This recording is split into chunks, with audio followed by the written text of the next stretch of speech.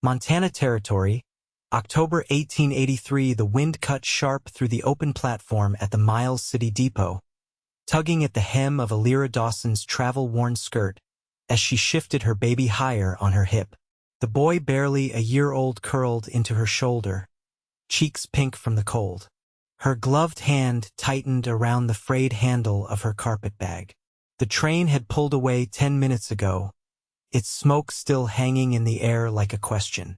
Elira stood alone among crates and barrels, her eyes scanning every man who passed. None of them looked at her twice, except one. Across the street, half in shadow, a tall man leaned against the porch rail of the telegraph office. His coat was worn, his hat low, but his gaze was steady.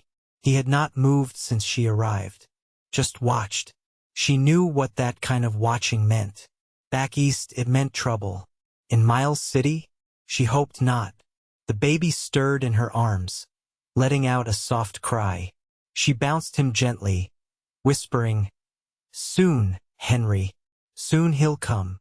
The man who had written her letters, kind, practical letters with no sweet talk, just the facts of his homestead and a promise of honest work, was late. She had answered him because she needed a new start, because Henry needed more than what New York's crowded tenements could give. But now, with the sun sinking and the station emptying, doubt crept in. The man across the street pushed off the post. He walked slowly, boots crunching gravel, every step measured. Elira's throat went tight. He stopped a few feet away. Closer. She saw that his eyes were a soft green, and there was a line at the corner of his mouth like he rarely smiled but remembered how. "You waiting on someone?" he asked, voice low and steady. "Yes," she said, cautious. "My fiancé. He was supposed to meet this train." He nodded once. "Name?" "Franklin Boone." The man didn't react, just looked at the baby, then back to her. "You Elira Dawson?" She hesitated, then nodded. He looked down at the dirt for a moment, then back up. "Franklin's not coming." Cold spread through her chest. "What do you mean?" she asked, heart thudding. "He died 3 days ago, thrown from his horse out near Bender Creek. Sheriff sent word to me when they found your letter in his pocket. I was the one he was working with on the cattle drive." Elira swayed slightly. She tightened her grip on Henry. "I am sorry," he said. "Real sorry." She nodded, not trusting her voice. The baby whimpered again. "Let me help you get inside," the man said gently. "You look cold." "Why were you watching me?" she asked, not moving. His gaze didn't drop. "Wanted to see who he'd written to. That boy of yours needed someone to meet him, and you looked like you needed someone too." He took off his hat then, holding it in both hands. "My name's Yates Kendry. I own a ranch just outside of town. I have no wife, no children, just land, a dog, and too many quiet nights. But I saw you standing here and..." He stopped, shook his head, then started again. "Look, I don't know what Franklin promised you, but I reckon you came a long way, and I reckon loneliness is a kind of weight. I know it well." Her heart pounded. He stepped closer, not too close, and looked at her straight on. "I will marry you, Elira. Today, if you'll have me." She stared at him, stunned. He was not a smooth man, not handsome in the usual way. His jaw was rough with stubble, his coat patched at the elbows. But there was something in his eyes, something solid, something true. "You do not know me," she whispered. "I know what it means to show up when you said you would," he said. "You did. He didn't. And I will." The baby turned his face into her neck. Elira felt dizzy. Her life had turned sideways in an instant, but something in her gut tired as it was leaned toward this man, toward steadiness, toward done waiting. "Where's the church?" she asked. Yates blinked, then nodded. "Come on," he said. "I will carry your bag." They walked through the fading light toward the little chapel on G Street. The wind picked up, but Elira felt warmer now. Inside, the preacher looked startled when they came to him. But Yates's voice was calm and sure. "We need to be married," he said, placing a silver dollar on the man's table. As the vows were spoken, Elira held Henry close and looked at Yates. He took her hand gently, his calluses rough against her skin. When he said, "I do," something shifted in her. Not fear, not regret, something like hope.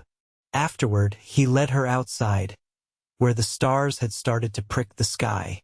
"I know it was fast," he said, lifting her bag into the wagon. "But I meant it." She looked at him, really looked. "I believe you." He helped her up, then climbed in beside her. Henry had fallen asleep against her chest.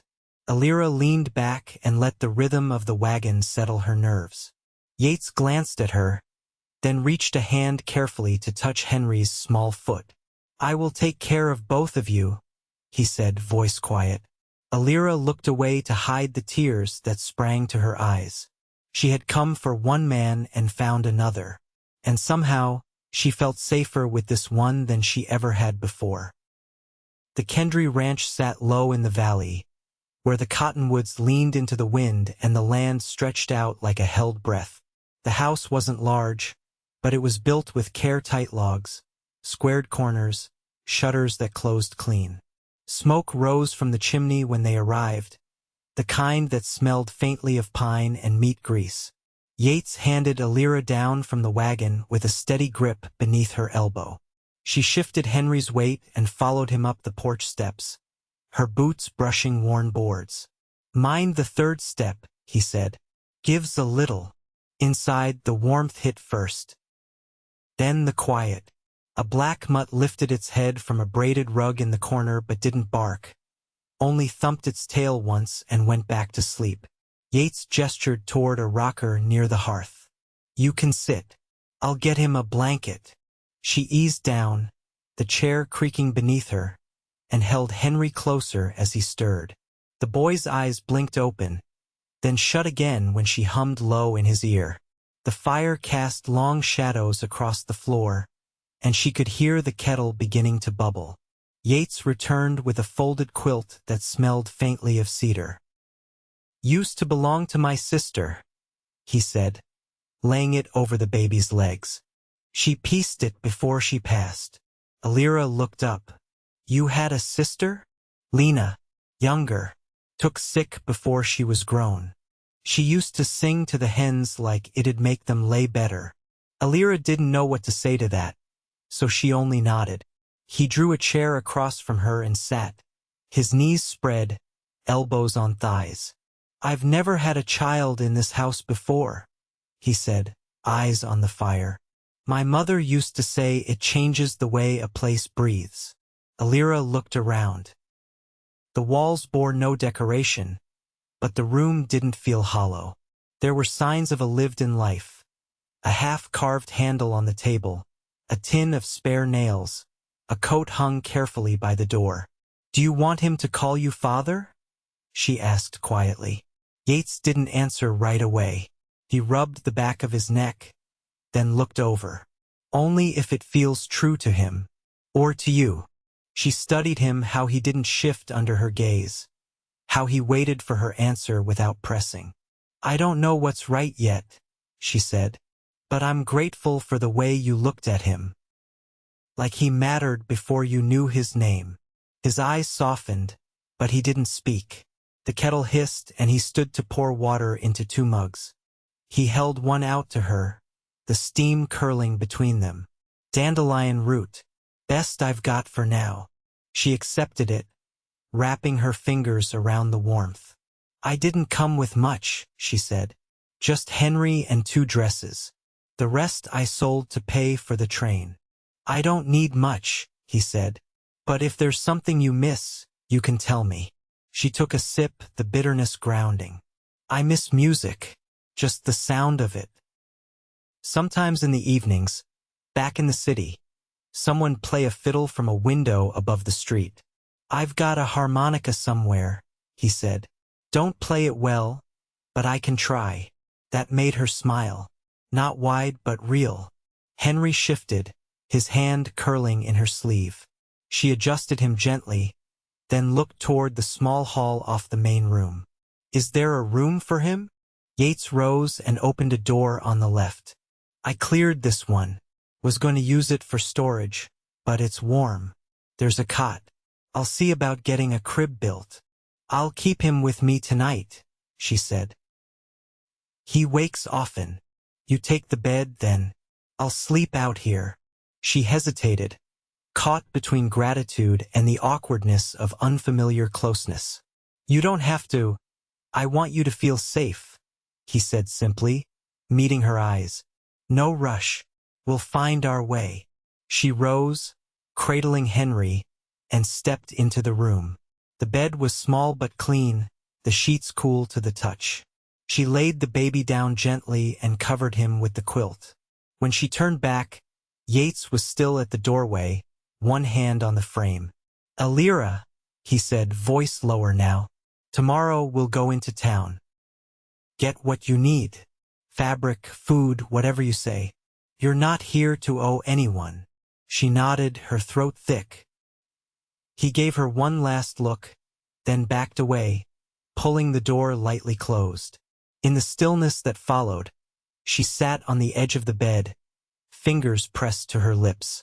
She had not come for this man, but the quiet he carried, the steadiness of his presence, it settled something in her that had been trembling too long. And that night, for the first time in months, Elira slept without waking in fear. The next morning came pale and cold, sunlight creeping slow across the frost-hardened fence posts. Elira stood barefoot on the braided rug, the hem of her nightdress brushing her ankles.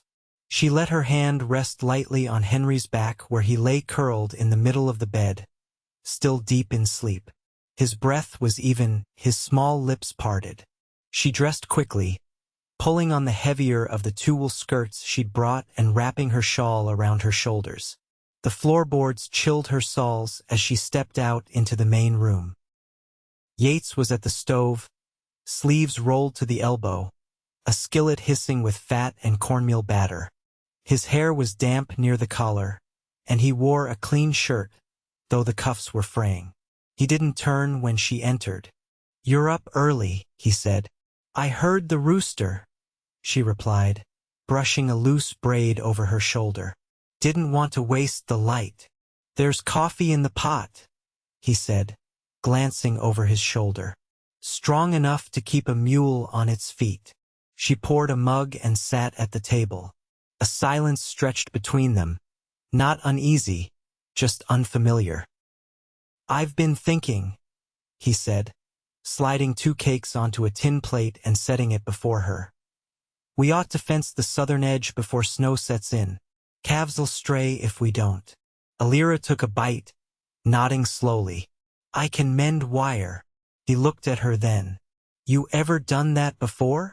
My father worked freight wagons. I helped him when he got too stiff in the hands. Yates leaned against the counter, arms crossed. Most women I've known wouldn't say that like it was nothing. I'm not most women. No, he said, voice low. You're not. The sound of Henry fussing broke the quiet. Elira rose, setting her plate aside. By the time she reached the room, the boy was sitting up, rubbing his eyes with one fist. She lifted him, kissing his warm temple, then set about changing him with practiced hands. When she returned to the kitchen, Yates had added a 3rd plate to the table. Henry reached for it immediately. I boiled oats for him, Yates said. Didn't know if he takes milk. He does, but not much. He's stubborn about spoon feeding. Yates crouched beside the boy, who sat on Elira's lap. You hear that? You're already making your own decisions.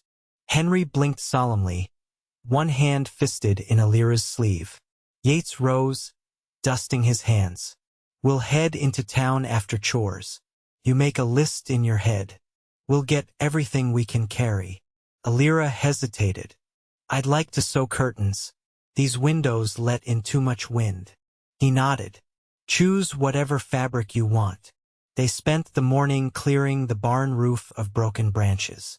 Elira worked with a steady rhythm, sleeves rolled, hair pinned up under a scarf. Yates didn't hover, just handed her tools when she asked and steadied the ladder when it shifted. By midday, they rode into Miles City. Henry sat between them, bundled in a wool coat, eyes wide at the passing trees. Elira pointed out a hawk circling over a field and watched as Yates followed her gaze, the corners of his mouth lifting slightly. The general store smelled of kerosene and tobacco. Elira moved slowly through the aisles, touching bolts of cloth, weighing soap cakes in her palm. Yates kept Henry occupied near the stove, showing him how to stack kindling logs by size. Mrs. Darnell, the shopkeeper's wife, came around the corner with a tin of buttons. She glanced between Yates and Elira, then leaned close. "Folks say Franklin Boone died sudden," she murmured. "You came for him?" Elira met her eyes. "He wrote me, yes." "But you married Mr. Kendry that same day?" "Yes." Mrs. Darnell blinked, then looked over at Yates crouching beside the boy. "Well," she said after a beat, "seems you landed steady." Elira gave a single nod. "I did." Back at the counter, Yates paid in coin and traded 2 rabbit pelts for a sack of flour. As they loaded the wagon, he glanced at her. "Was she kind to you?" She was surprised. He waited, but not cruel. They rode home in companionable quiet. When they reached the ranch, the sun was dipping low, casting the hills in gold. Yates lifted Henry down with an ease that surprised her, then reached for her hand as she stepped from the wagon. His palm was warm, calloused, but careful around hers. "I've been thinking," he said, not letting go. "Once we settle in, I could build a space off the kitchen, a room just for you, where you can sew or read. Whatever you like." She looked at him, the wind tugging strands of hair loose from her scarf. "I'd like that," she said.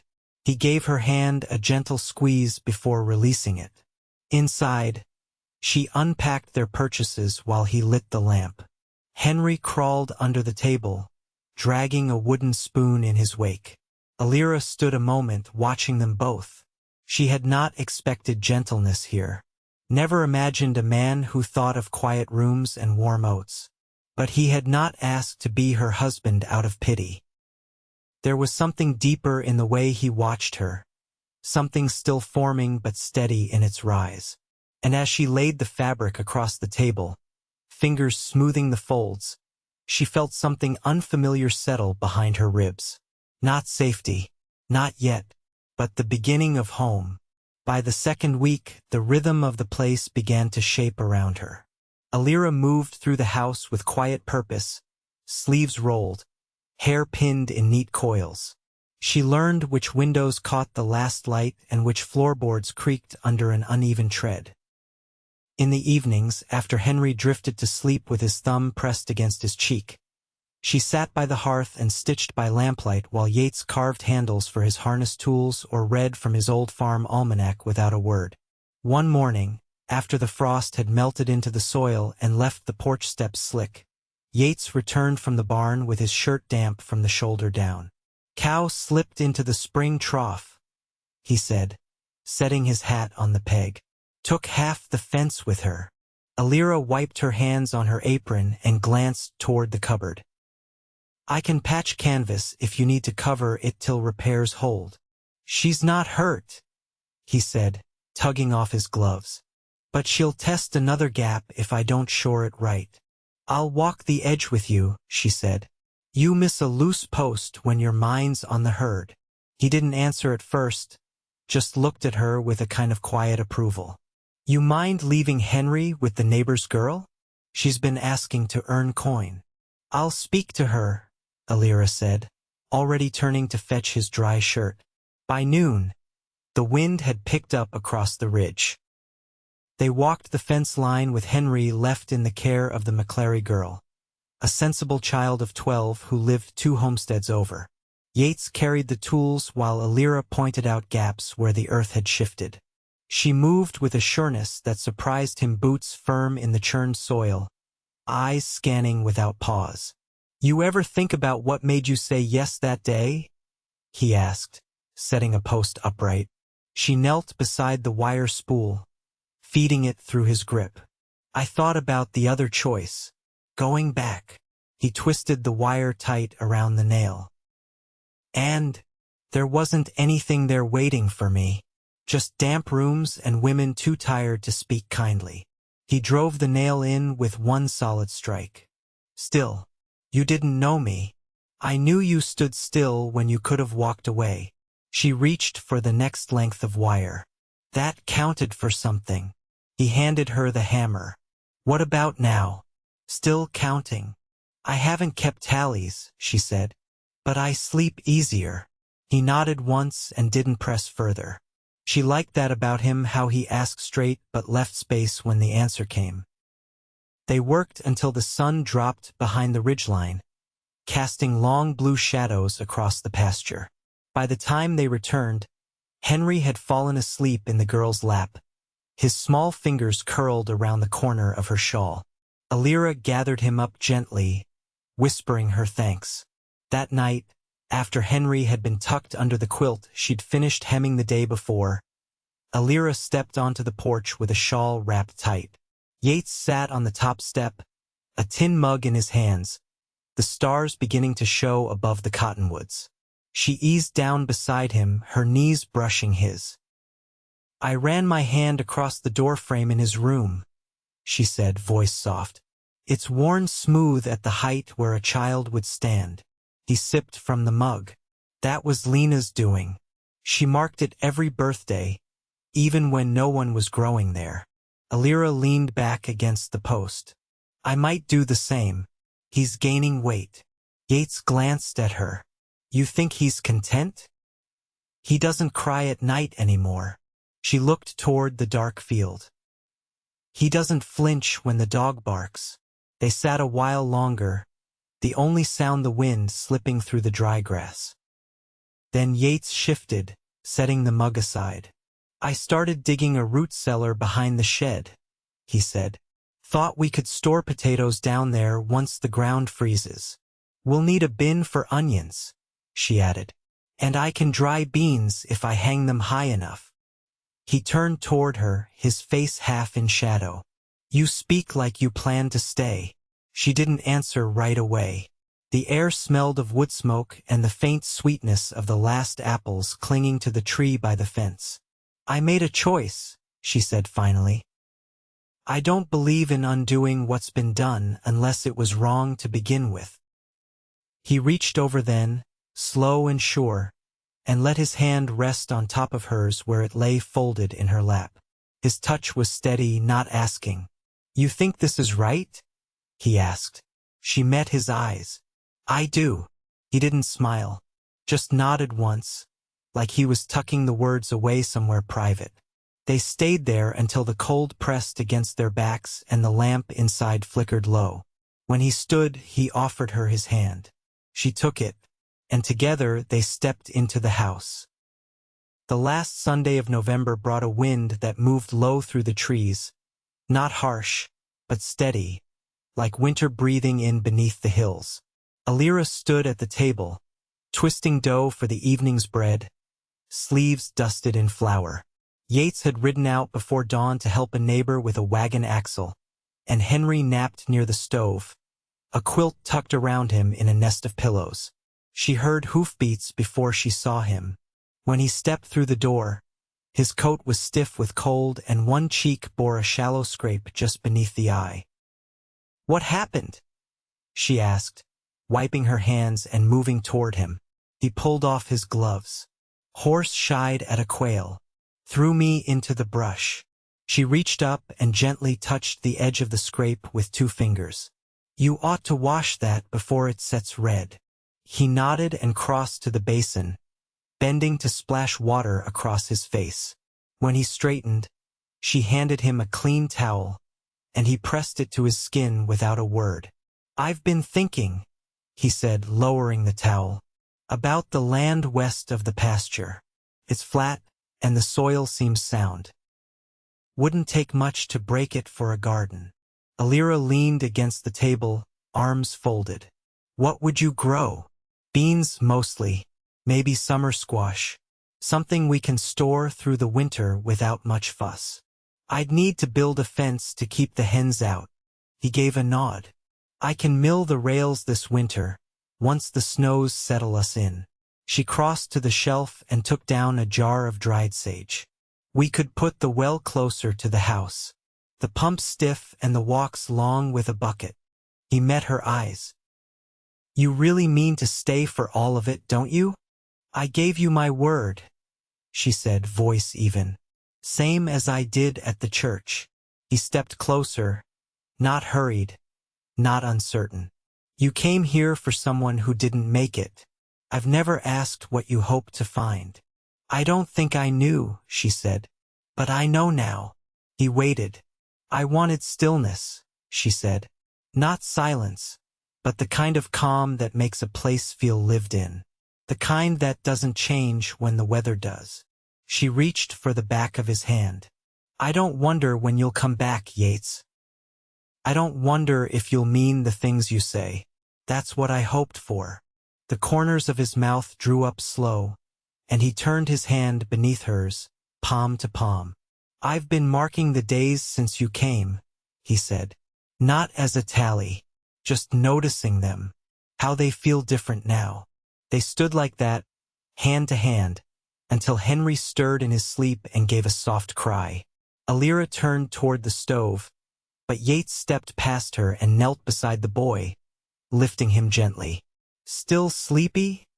He murmured, bouncing him slow. Nothing to worry over. Your mama's right here. Henry blinked at him, then laid his head against Yates's shoulder, thumbs slipping into his mouth. Elira watched them, something soft blooming beneath her ribs. That night, after supper, while Henry played with a spool of thread on the floor, she brought out a wrapped bundle from the cupboard and placed it on Yates's lap. He looked at it, brows drawn. What's this? Something I finished sewing. He opened the bundle to find a shirt plain, strong stitching, a small patch of blue calico sewn inside the collar. He ran his thumb over it. You made this. Every seam. That patch is from the dress I wore the day we met. He folded it carefully. I'll save it for Sunday. You should wear it now. He rose and stepped behind the curtain to change, then came out, brushing his hands down the front. To fit close across his shoulders, the sleeves just right. She stepped toward him, then reached up to fasten the top button. I think, she said, fingers still at his collar. We might be building something. He covered her hand with his. We already are. That night, she let him pull her gently into the bed. Henry curled safely beside them. And when he leaned in, lips brushing hers with the kind of care that asked nothing but gave everything, she didn't pull away. She kissed him back, slow and sure, her hand resting over the steady thrum of his heart. The wind moved outside, low and even, and the house breathed around them. Years drifted forward. The garden grew west of the pasture, just as they planned. The fence stood solid, and each season brought more to can and dry. The well was moved closer, and Elira lined the path with flat stones she gathered from the creek. One for each month they'd lived side by side. Yates built a cradle with his own hands. Henry outgrew it in time, but it stayed by the hearth, waiting. And when their daughter came dark-haired and quiet, they named her Lena. Each evening, the sound of Elira's stitching mixed with the scrape of Yates's carving blade. Sometimes he played the harmonica, badly but with heart, and Henry clapped along. They didn't speak of before. Only of what came after, of fences that held, of seeds that took root, of mornings that began with warm bread and ended with hands joined beneath the quilt. And when the lamp burned low, he always reached for her, and she always reached back,